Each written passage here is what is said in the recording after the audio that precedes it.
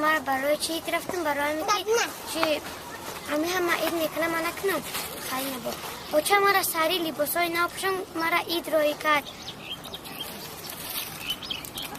تو کجاها رفتی چیکار کردی؟